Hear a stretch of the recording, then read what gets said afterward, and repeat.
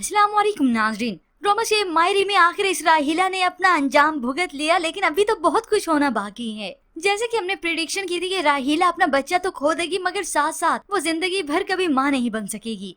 और अब उसके साथ ऐसे ही हुआ है, वो कभी माँ नहीं बन सकेगी। और इसके साथ उसका दिमाग भी काफी खिसक चुका है। यानी उसे अपने सामने बच्चा नजर आता है और वो उससे खेलती है, बातें करती है। अब जब अनाया के रोने की आवाज सुनी तो ये तड़प कर रह गई कि मेरा बच्चा रो रहा है। हबीब को रो रो कर कहती है। हबीब ने उसे बताया भी कि वो अनाया थी, रो रही थी, मगर ये राहिला तो उसकी एक बात भी नहीं सुनती। तुम्हें सुनाई नहीं देता कि मैं अपने बच्चे की आवाज नहीं पहचानती क्या? इस राहिला की रस्सी तो बहुत दराज थी, बस इतनी सी इसकी हिम्मत थी। अभी तो इसका अंजाम, इसकी सजाएं शुरू हुई हैं। अब हबीब चाहता है कि राहिला का माइंड चेंज हो, शायद घर से हटे तो माहौल बदले, तो वो अपने आप को कुछ बेहतर महसूस करे। अब हबीब जो जमशेद की तरफ आया तो उसकी वालदा तो बातें खरी खरी सुनाती हैं। मेरी बेटी मेरी नवासियों को तो एक फालतू सामान की तरह घर में डाल रखा है। बड़ी आई तुम्हारी मसरूफियत। और उन्होंने साफ साफ ये भी कह दिया, ये जो तुम्हारे और राहिला के साथ हुआ है ना, मेरी बेटी आयशा की आह लगी है और लगेगी। आली जो चाहती है कि अपनी सास को खामोश करवा दे, मगर अंदर ही अंदर से वो गिल्ट तो महसूस करती है, क्योंकि इस आली को अपनी बहन राहिला के करतूतों का सब कुछ इल्म है कि अब की बार भी मेरी बहन ने ही गलती की।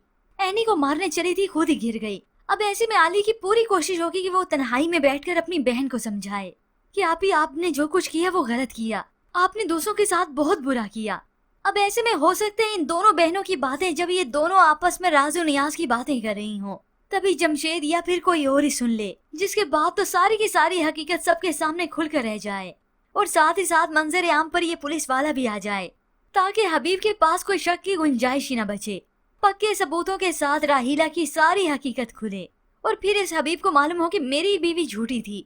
आयशा के घर पर डाका इसने डलवाया, जहीर भाई के घर आने के लिए ड्रामा इसने रचाया, डाकू इसने बुलाए, और फिर ऊपर से आयशा और एनी के साथ जो कुछ करती रही है। हबीब जिसे अपने बच्चों और अपनी बीवी को लेकर तो कोई तकलीफ नहीं होगी, हाँ जब बात उसकी अपनी जात की आएगी तो वो टीस भी होगा और इस राहिला से बदजन भी होगा, क्योंकि एमन तो सारी हकीकत बता चुकी है कि मैंने अपनी आंखों से सब कुछ देखा है। मगर फिर भी हबीब ने यकीन ना किया, तो अब इस हबीब को भी मालूम होना चाहिए कि उसने भी औरों के साथ बड़ा धोखा किया है। जबकि दूसरी जानिब फाखिर आमना के कहने पर आखिर रुक ही जाएगा। वो अपनी पढ़ाई यहीं पाकिस्तान रहकर कंटिन्यू करेगा और फिर आहिस्ता आहिस्ता करके उसी के समझाने पर और उसके दूर चले जाने से एनी और फाखिर का रिश्ता फिर से मजबूत होने लगेगा। बस व्यूअर्स, अब तो ये ड्रामा सीरियल अपने इख्तिताम को पहुंचने वाला है, पर ऐसे में आपको क्या लगता है, राहिला और आयला दोनों बहनों की बातें क्या कोई और सुन लेगा, या फिर ये अकरम पुलिस वाला ही सारी पोल खोलेगा? इसके मतलब हमें अपनी कीमती राय का इजहार जरूर कीजिएगा। मजीद ड्रामा रिव्यूज के लिए आप देखते रहिए उर्दू टीवी।